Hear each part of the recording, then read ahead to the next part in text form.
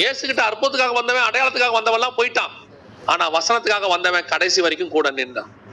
அதனாலதான் கர்த்தர் வசனத்தை பேசிட்டு கேட்பாரு, நீங்களும் போய்விட மனதா இருக்கிறீர்களோ? அப்ப இருக்கிறவனுடைய குவாலிட்டி என்ன தெரியுமா? அவன் சொல்லுவான், நாங்க வேற எங்க போவோம்? ஏன்? நாங்க வெளியே போனா எங்களுக்கு மீன் கிடைக்கும், நாங்க வெளியே போனா எங்களுக்கு பணம் கிடைக்கும். ஏன்னா மத்தியெல்லாம் வந்து டாக்ஸ் கலெக்டரா இருந்தவரு.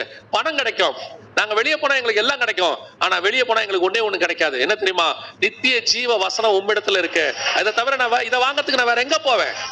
அவன் சொன்னா பாரு, நான் வேற எங்க போவேன்? இது உங்ககிட்ட தான் இருக்கு, நான் உங்ககிட்ட தான் இருக்க முடியும். நான் பாருங்க, அதுதான் நீங்களும் நானும் சொல்ல வேண்டிய வார்த்தை. சபைக்கு எதையும் தேடி வரக்கூடாது. ஆண்டவரை ஆசீர்வதிக்கணும், வீடு கொடுக்கணும், கார் கொடுக்கணும், அது கொடுக்கணும். இந்த வசனத்துக்குள்ள நீங்க ஒண்ணு தெரிஞ்சுக்கொள்ளுங்க, இந்த வசனத்துக்குள்ள எல்லாமே இருக்கு. வசனத்துக்குள்ள சுகமளிக்கிற வல்லமை உண்டு, வசனத்துக்குள்ள விடுதலையாக்குற வல்லமை உண்டு, வசனத்துக்குள்ள தீர்க்க தரிசனம் உண்டு, வசனத்துக்குள்ள உன்னை ஆசீர்வதிக்கிற வல்லமை உண்டு.